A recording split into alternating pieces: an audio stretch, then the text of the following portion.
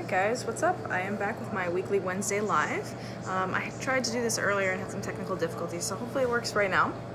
Today I want to talk to you guys about the keto diet and about intermittent fasting. So some of you might have seen that yesterday I wrote a blog post about this, and now I want to just sort of explain it verbally for those of you who prefer to watch a video. So I've been getting a lot of questions lately from friends, from clients, from acquaintances about my thoughts on the keto diet and about intermittent fasting.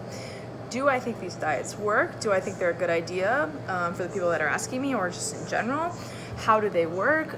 Why am I hearing all of this really great stuff about them? All of these are questions that I've been asked, and I want to sort of do a little overview of what the diets are, talk about why some people like them and why you have heard big promises about what they can do for you, and then give you sort of the other side of the coin, why they may not work for a lot of people, and how you can figure out if it's something that's worth trying for you, or if it's maybe something that you should avoid. So let's talk about the keto diet first. So low carb diets have been popular for quite a long time now. I remember when I was a kid seeing the Atkins diet all over the place, and then when I was a little bit older, the paleo diet and variations of that, which are still around. In the last couple of years, I've seen a lot about the keto diet. So the keto diet is a low carb diet, but it is basically as far low carb as you can possibly get. So the premise behind this diet, and let me just say, the idea of getting into ketosis has been around for a long time. I mean, it's a process that your body does naturally, and it's been experimented with in medical contexts and whatnot, but it's only recently that it's become like a mainstream diet idea. So basically, your body needs a certain amount of glucose to operate, to power your brain, to power your body, and you get most of that from your food.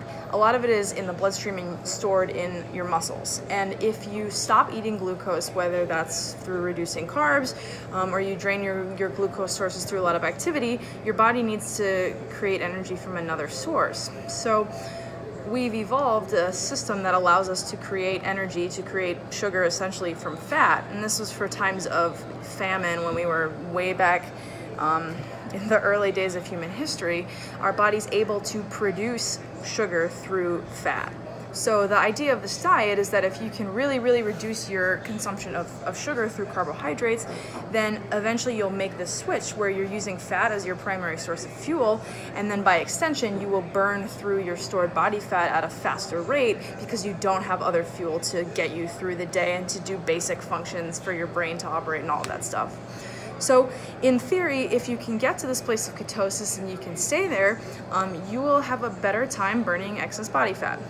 Now, what actually happens with this in reality? So first of all, to get to this state of ketosis, you have to consume a really low number of carbs. Now, I'm not talking about just getting rid of, first of all, obviously processed foods, or not eating rice, or not eating potatoes, or even not eating fruit. I'm talking about limiting consumption even of vegetables, limiting carb consumption to like 50 grams or less per day. And if you've never counted your calories before, that is a very low amount of carbs. Most people are not going to know how to put together a day's meals to structure and meet these requirements.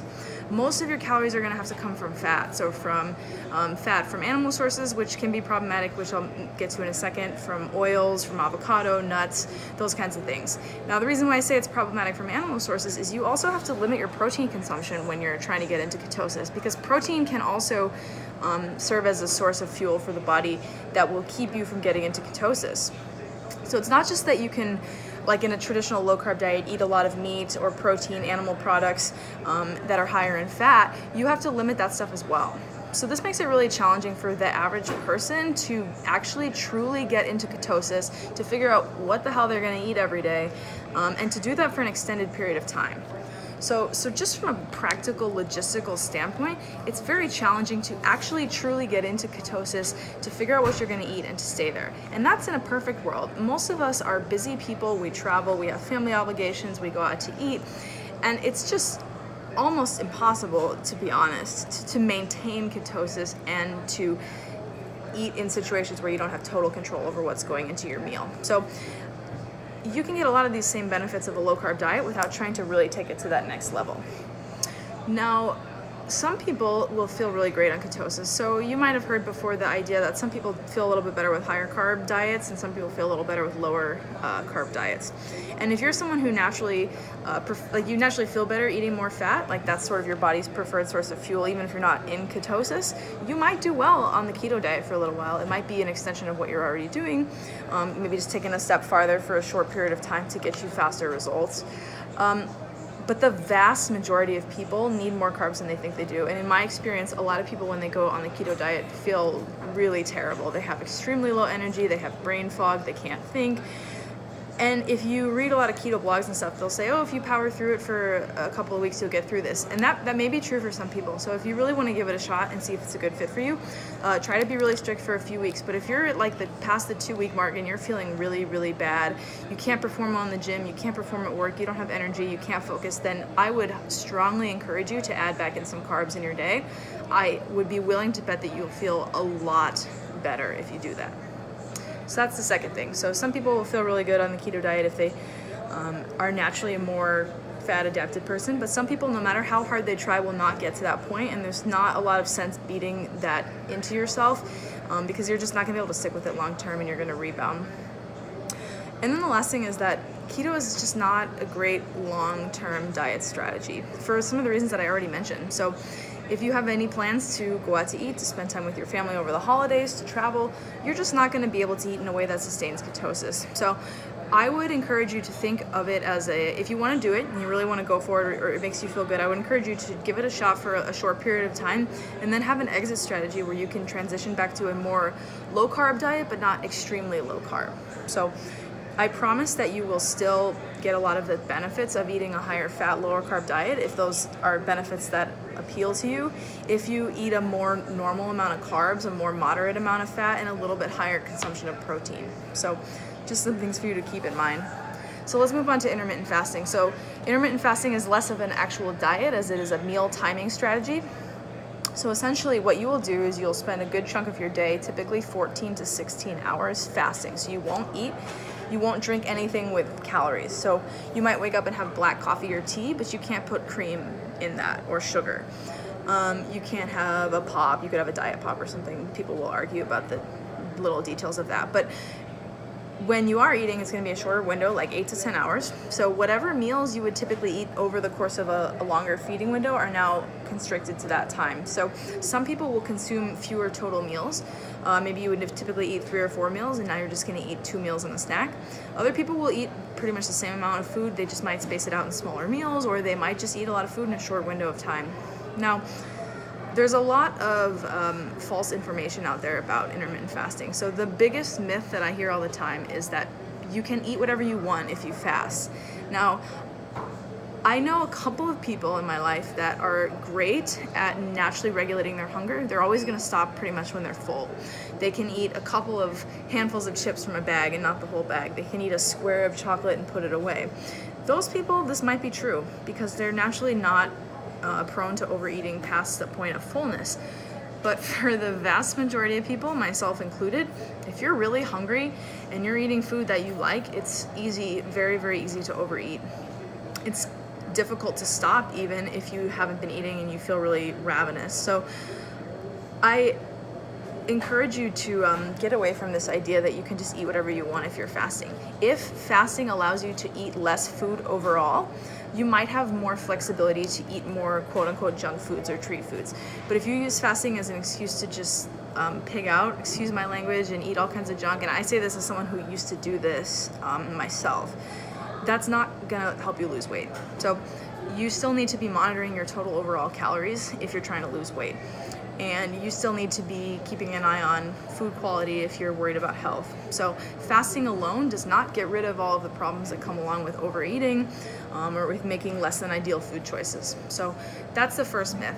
The second myth is that fasting has like a big impact on how your hormones interact with your body. And some of this is true to an extent, but this is what I call a little rock versus a big rock. So if you're trying to lose weight, the big rock, the first thing that you should be focusing on is your calories. And until you've really stuck with counting your calories, or even if you don't count your calories, monitoring your portions in some way, whether it's using your hand or some other tool, unless you really know that you're nailing that stuff, I wouldn't even worry about some of this other smaller stuff like your hormones and other smaller processes in your body, because that's just not going to have a huge impact on your success.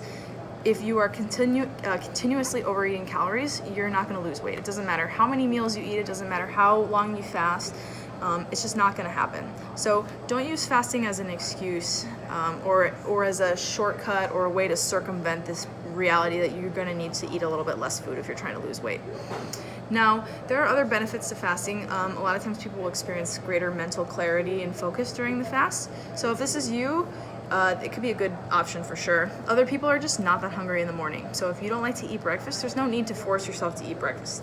There is no real true benefit to eating breakfast. Some people will feel better eating it and some people will not. So if you don't like to do it, you could try fasting and that might be a good solution for you. So just to give a little bigger overview of these two diets, and any diet really, a diet works because it helps you restrict calories in a way that is sustainable, in a way that allows you to keep your sanity and fits into your general lifestyle. So the problem with these fad diets or popular diets, if you want a less negative term, is that most of them are not really sustainable. The keto diet, for example, as I mentioned earlier, it's really difficult to truly get into ketosis. The kinds of foods that you have to eat, the amount of food you have to eat, it makes it really hard to have any semblance of a normal life. And it's difficult to eat that way long term if you have any social obligations, if you're ever traveling, if you ever have work events. All of these things make it really tough. So why not adopt a diet strategy that's a little bit more flexible, that fits a little better with your lifestyle and is just more realistic? That's my philosophy. With intermittent fasting, and also with keto too, you also have the problem of exacerbating potential disordered eating habits. So I'll speak from my own personal experience. I had a big problem with binge eating, and I tried to fast, and this was not a healthy cycle where I would overeat and then I would fast, and then I would overeat and then I would fast. And every time I went on a fast, I thought, okay, well, I'm undoing the damage that I've done, but I would get so hungry and I would be in such a bad mental place that I would just overdo it, if not right away, then a few days later. And that's not a great cycle to get into. What would have been better is eating more moderate amounts and not letting my hunger get so out of control. And with keto, any diet that removes a lot of food groups or really restricts the kinds of foods that you can eat, you also run the risk of dealing with binge eating and other problems, because when you inevitably fall off the diet, you get in a cycle where you're like, oh, well, I already blew it, so I might as well eat all of the carbs that I can get my hands on until I feel sick. And then you go back to the keto diet the next day, and that's just not a great system. So to summarize, diets work because they limit your calories below the level that you need to operate on a daily basis. There's no magic to these diets, no magic to the keto diet, no magic to intermittent fasting. Any of the individual specialized benefits you get are going to be so small in comparison to the benefit of restricting your calories and being able to maintain the diet long term. So I encourage you to experiment. Feel free to try these out. Like I said, they work really well for some people, but if you've heard a lot of promises and you think that this is a way to shortcut results, it's just not. You're still gonna have to work hard. You're still gonna have to put in time and make some sacrifices. And if you're looking for just a general way to be healthy long term and make good food choices, I encourage you to think long and hard about adopting a restrictive eating plan, because I don't think that a super restrictive eating plan is conducive to long-term health and a good relationship with food. So those are my thoughts on the keto diet and intermittent fasting. I know this can be kind of controversial, and again, if you've had success with these, I'm totally happy for you. They work well for people, but if you are the kind of person who thinks that they'll work for everybody, or you're someone who is experiencing failure with these and you don't know what's wrong with you, it's not just you. They're very difficult for a lot of people to maintain, and they may not be the best option for a lot of people. So if you guys have questions about any of this, I would love to talk to you. I love to talk about this stuff as someone who's been all over the dieting world and tried basically every single diet that you can think of. You can shoot me a DM if you don't want to post in the comments, but if you have something you're comfortable sharing with other people, I'd love to see it publicly and engage with you there. All right, guys, thanks for watching.